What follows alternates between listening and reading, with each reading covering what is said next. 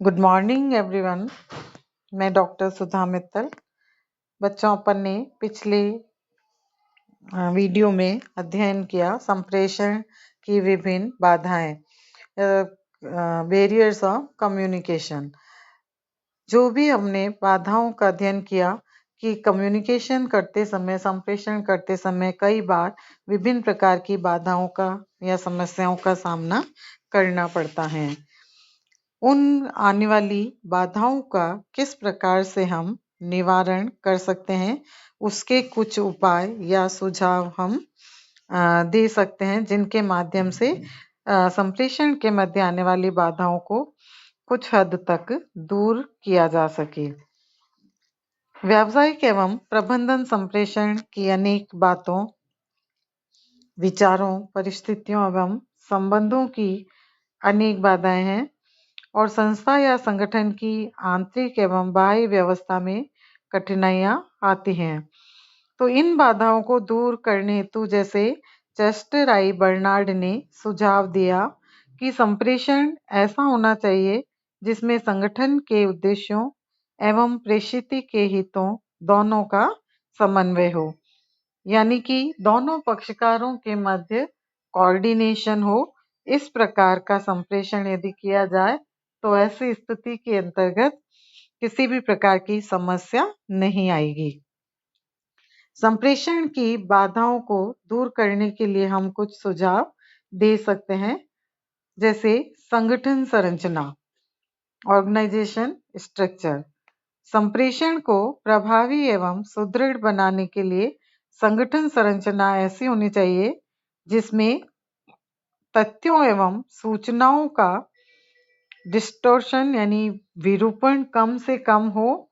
अधिकारियों को ऐसी व्यवस्था करनी चाहिए कि निम्न स्तर के कर्मचारी निसंकोच वातावरण में अपने विचार अधिकारियों के समक्ष रख सके।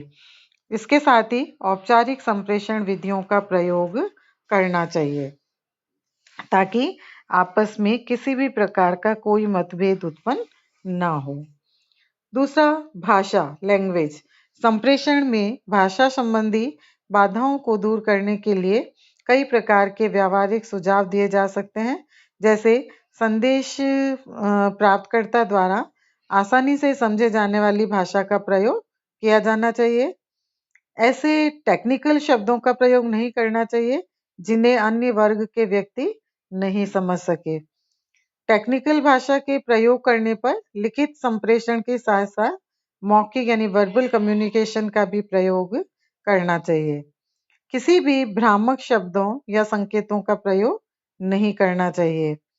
विभिन्न स्तर के व्यक्तियों के मध्य संप्रेषण करने पर भाषा का प्रयोग संदेश प्राप्तकर्ता के अनुकूल हो। तो इस तरह के भाषा संबंधी बाधाओं को हम दूर कर सकते हैं।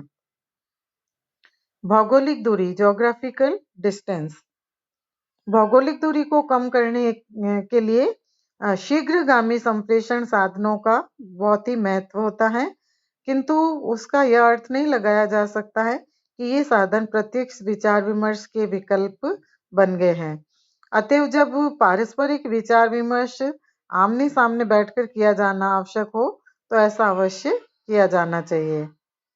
वैयक्तिक भिन्नता, इंडिविजुअल डिफरेंसेस, यानी यद्यपि वैयक्तिक भिन्नता एक स्वाभाविक स्थिति है, लेकिन संप्रेषण प्रक्रिया के दौरान वैयक्तिक भिन्नता के विषय को ध्यान में अवश्य रखना चाहिए। अधीनस्थों को संदेश प्रेषित करते समय अधिकारियों को उनकी योग्यता, मानसिक स्थिति तथा संदेश प्राप्त करने की प्रवीणता को ध्यान में रखना चाहिए। व्यक्तिगत भिन्नता के दृष्टिकोण को परिवर्तित किया जाना चाहिए। अतः संप्रेषण प्रेषिती को चाहिए कि वह संप्रेषिती के दृष्टिकोण से प्रत्येक बात का परीक्षण करे और उसके हितों का सदैव ध्यान रखे। नेक्स्ट, कार्य स्थिति, वर्क पोजीशन।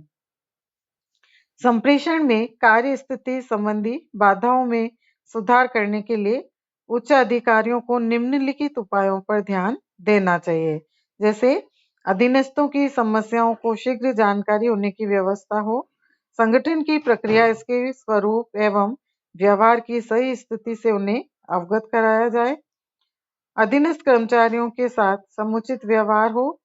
किसी विशेष समस्या के आने पर अधीनस्थों को विचार विमर्श हेतु बुलाया जाए। तो इस प्रकार के वर्क पोजीशन कार्य स्थिति संबंधी बाधाओं को दूर किया जा सकता है या इनमें सुधार किया जा सकता है।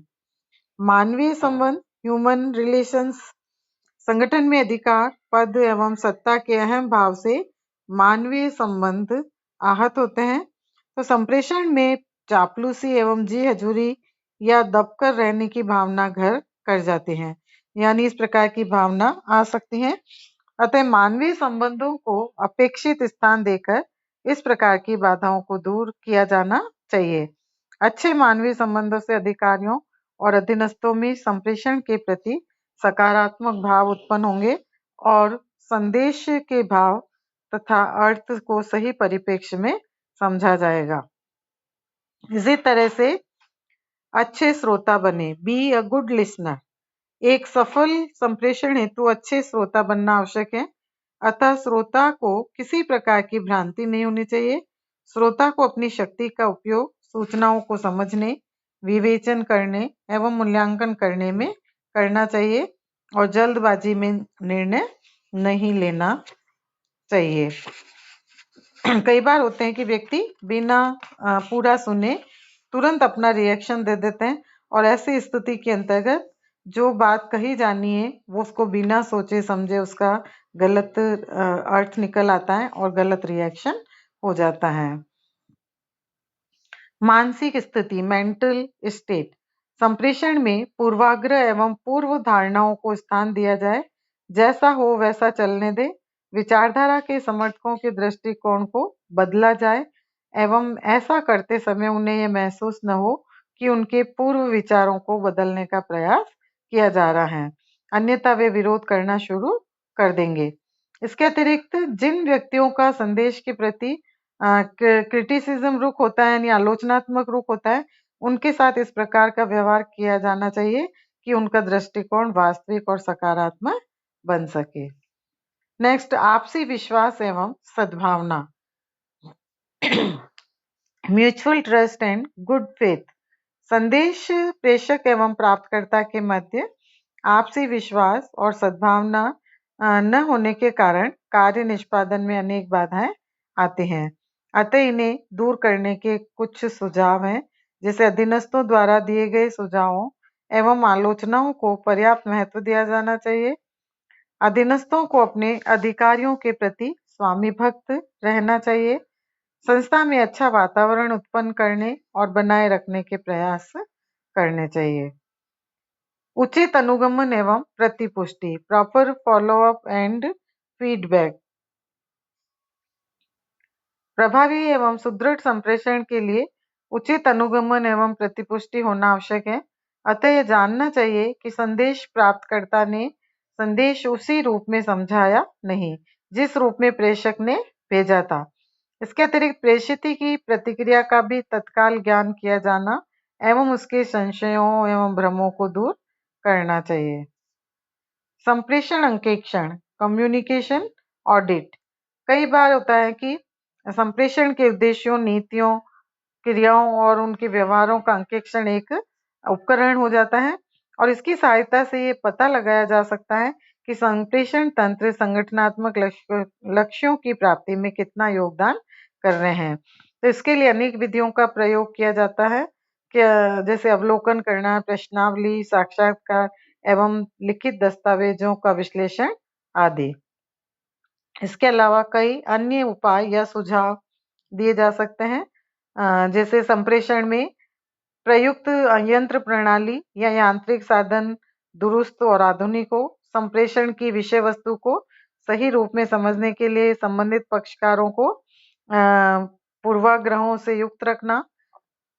सूचना स्रोतों की विश्वसनीयता सुनिश्चित की जानी चाहिए। संस्थागत नेतृत्व एवं प्रतिभा संपन्न एवं सक्षम होना चाहिए। संदेश प्राप्तकर्ताओं को समुचित प्रशिक्षण देकर इनकी संप्रेषण संबंधी योजना में वृद्धि करनी चाहिए। तो इस प्रकार से ये विभिन्न सुझावों, इन विभिन्न उपायों के द्वारा संप्रेषण की बाधाओं को दूर किया जा सकता है और एक प्रॉपर उचित संप्रेषण का उपयोग करना संभव हो पाता है। धन्यवाद।